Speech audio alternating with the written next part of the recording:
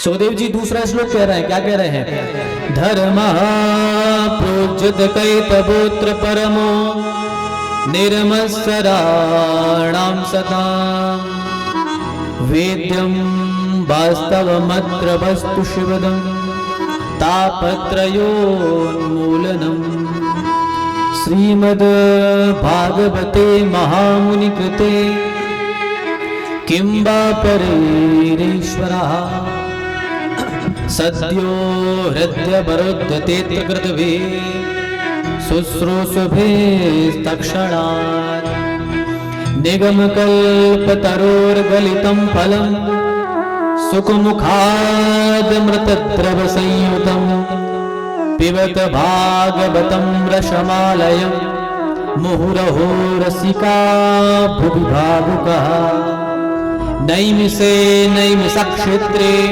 रसयः सौनकादयः तत्रं स्वर्गाय लोकाय सहस्रः सममासत मन्दः सुमन्दमतयो मंदभाग्या हृपद्रुवा। नाना प्रकार के श्लोक लिखे हैं। तो सुखदेव जी कह रहे हैं, क्या कह रहे हैं? जन्माद्यस्य यतोन्मयादितरतस्, जिसका जन्म नहीं होता है, जो अजन्मा है, जन्माद्यस्य यतोन्मयादितरतस्, जो ये सारे प्रपंच को रचता है,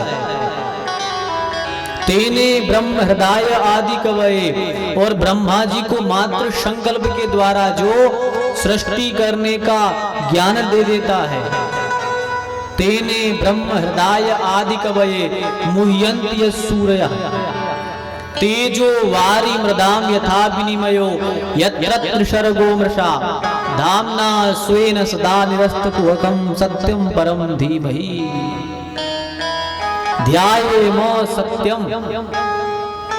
जो परम सत्य है वही सच्चिदानंद भगवान श्री कृष्ण है। भागवत में किसी देवता की स्तुति नहीं है, ना किसी देवता की, ना किसी भगवान की स्तुति है।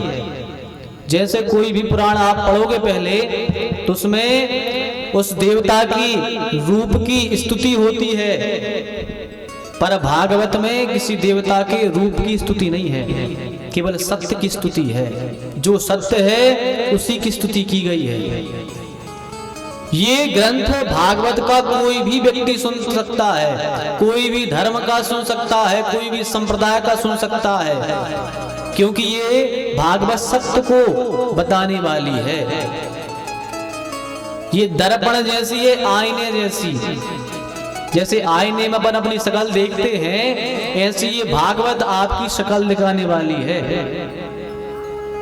जैसे आप आईना देखने जाओ और मुंह में कुछ लगा हो, कुछ लग गया हो, तो अपन देख के साफ कर लेते हैं। ऐसे ये भागवत दर्पण है, आपके हृदय रूपी, आपके हृदय का दर्पण है। यहाँ से हम जो आपको कथा सुनाएंगे, जो नियम बताएंगे, जो आचरण बताएंगे, तो आप अपने हृदय में देखना कि ये गलती हम तो नहीं करते हैं।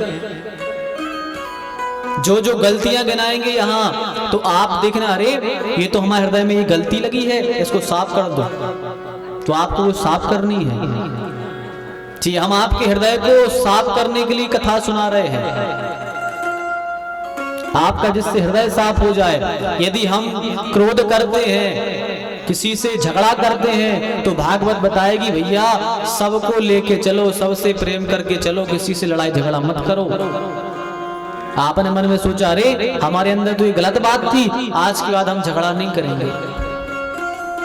भागवत में सुनाया जाएगा कि झूठ नहीं बोलना चाहिए। आपने अपने हृदय में देखा, अरे हम तो झूठ बोलते हैं, चलो आज से हम अपना ये झूठ भी साफ करते हैं। अपने हृदय से झूठ नहीं बोलेंगे, किसी से, किसी का बुरा नहीं चाहेंगे, किसी का बुरा नहीं करेंगे। ये करना है आपके लिए कथा सुन के। सुन करके केवल इस कान से सुन करके इस कान से कथा को निकालना नहीं है, कथा को अपने हृदय में उतारना है, जब जाके कथा कल्याण करेगी आपका। और सच्चा श्रोता वही है भैया, क्योंकि श्रोताओं की संज्ञा 3 दी गई है। श्रोताओं की संज्ञा 3 है। कौन कौन सी? एक श्रोता, दूसरा सरोता और तीसरा सोता। 3 होते सुनने वाले। कैसे कैसे 3 होते हैं? पहला होता है श्रोता, जो केवल ठाकुर जी की कथा को सुनता है बैठ के, वही है सच्चा श्रोता। दूसरा होता है सरोता। सरोता मतलब कथा सुनने आए, आगे टेंट में देखने लगे, चौतरफा देख रहे। पन्ना भाई 11 में जब पर्दा अच्छो नहीं लगवा फटो है, मंच न टेढ़ी सी दिखा रही, महाराज बोल नहीं पा रहे, महाराज कथा अच्छी नहीं कह रहे, संगीत वाले को नहीं बजा पा रहे, अरे वो ढोलक वाले तो उल्टो हाथ मार रहे। जी कहा था सरोता। हाँ है सो भगवान की कथा ने सुने है, एक दूसरे की बस बींगे निकाले थे बैठ के। सरोता जो सरोता चला कट कट कट कट, ऐसे ही बेबी बैठे बैठे मुंह चलता ही रहे उनके। बे है सरोता और तीसरे है सोता, जो घर से यहाँ है बढ़िया अच्छी टिकवे वाली जगह देख ले है और अच्छी आए जैसी कथा चालू भाई तो अपन नींद लगाई और सो गए। जैसे कथा भाई 3 घंटा भाई, पंडित जी ने कहे भैया बोले वृंदावन बिहारी लाल की जय, सुबह उठे प्रसाद खाओ घर चले गए। तो अपन को ना श्रोता बनना है ना सोता बनना है, अपन को श्रोता बनना है, श्रवण करना है। श्रवण से ही श्रोता बना है, जो सुने उसे ही श्रोता कहते हैं। श्रवण धातु से ही श्रोता शब्द बना है। तो असली श्रोता वही है जो कथा इस कान से सुने और सीधा अपने हृदय में उतार ले, वही सच्चे श्रोता की पहचान है। एक बार एक कारीगर ने 2 मूर्तियां बनाई पीतल की, 2 मूर्तियां बनाई पीतल की, एक से भजन की, एक सी नक्काशी, देखने में भी एक सी, सब कुछ एक सा। बढ़िया मूर्तियां तैयार की, बाजार में रख के उसने बेचना चालू कर दिया। किसी ने पूछा भैया ये मूर्ति कितने की है? बोले 50 रुपए की। और बोले दूसरी वाली? बोले 5000 रुपए की। दुकानदार से बोला भैया लग तो एक सी रही है 2 ही मूर्ति, इनके रेट में अंतर क्यों है? ये 50 की, ये 5000 की। दुकानदार ने कहा तुम ही देख लो, तुम चेक कर लो इनमें क्या अंतर है। तो चेक करने वाले ने देखा वजन भी एक सा। बोले ये क्या सोने की है? बोले नहीं, बिल्कुल ठोस पीतल की है। बोले फिर वजन कम होगा? बोले नहीं, एक सा वजन है। बोले फिर नक्काशी में कोई दिक्कत होगी? बोले नहीं, एक सी नक्काशी है। तो बोले भैया हो कैसे सकता है कि एक 50 की, एक 5000 की? पूरे गांव के इकट्ठे हो गए, मेला लग गया उसकी दुकान पे। कोई नहीं बता पा रहा था कि इनमें से 5000 वाली कौन है और 50 वाली कौन है, कोई नहीं बता पा रहा था। इतने में वहां से एक महात्मा जी निकले। महात्मा जी ने भीड़ को देखा, था भैया भीड़ क्यों लगी है? बोले भीड़ इसलिए लगी है कि कारीगर ने 2 मूर्ति बनाई है, अब पता ये नहीं लग पा रहा कि इनमें से 50 वाली कौन है और 5000 वाली कौन है। महात्मा ने कहा इतनी सी बात, अब भी हम फैसला कर देते, हम बता देते कौन सी 5 की है, 50 की, कौन सी 5000 की है। बोले बताओ। तो महात्मा मूर्ति के पास में पहुंचे और पहले अपनी ये नारियल की रस्सी बनती थी, नारियल की रस्सी पहले यही उपयोग में आती थी नारियल की। तो वही नारियल की रस्सी के टुकड़े डले थे। महात्मा ने टुकड़े उठाए और 5-10 टुकड़े उठा के भांज करके रस्सी बना ली। इतनी लंबी रस्सी बनाई और रस्सी बना करके एक मूर्ति के कान में डाली, ये इस कान में डाली और इस कान में निकल आई। महात्मा बोले 50 रुपए की है। और दूसरी मूर्ति के कान में डाली तो इस कान से गई और वो सीधी नीचे चली गई, सीधी वह सीख अंदर चली गई। महात्मा बोली यह 5000 रुपए की है, यह 5000 की है, क्योंकि ये ग्रहण करना जानती है, ये ग्रहण कर सकती है, अपने अंदर ले जा सकती है, इसलिए 5000 की है। और ये खोखली है, इसमें से जाती है, इसमें से निकल आती है, इसलिए ये 50 की है। तो ऐसे ही हमें सस्ता नहीं बनना है 50 रुपए का, हमें 5000 रुपए का बनना है।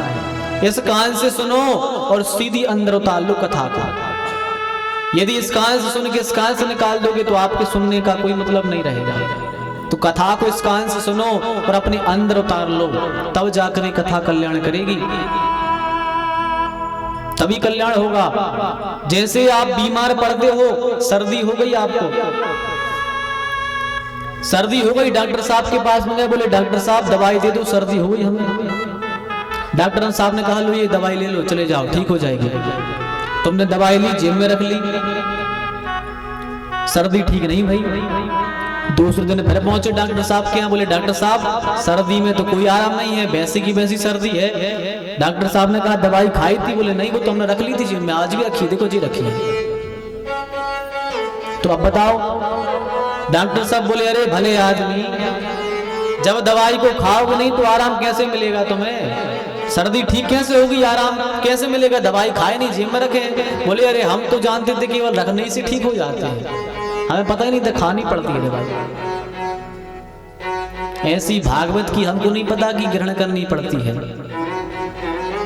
अपन भी काकेत हैं, घर से जाते हैं, जब कथा सुनवे तो काकेत कहाँ जा रहे? बोले कथा सुनवे जा रहे हैं, केवल सुनने आते हैं आप। हम सब भी कथा केवल सुनने आते हैं, माने सुनी, जैसी दवाई उन्हें जिम में रख ली, ऐसे अपन ने कथा सुनी और अपने घर गए, सुबह बस जैसे हते वैसे ही हो गए, कोई बदलाव नहीं आया जीवन में। तो जैसे जब दवाई को मुंह में रखोगे अंदर जाएगी, जब जाके कल। अच्छा अब लोग कहें कि महाराज कथा से होता क्या है? अपन कहें कि भैया कथा से इस संसार सागर से अपन को मोक्ष मिलता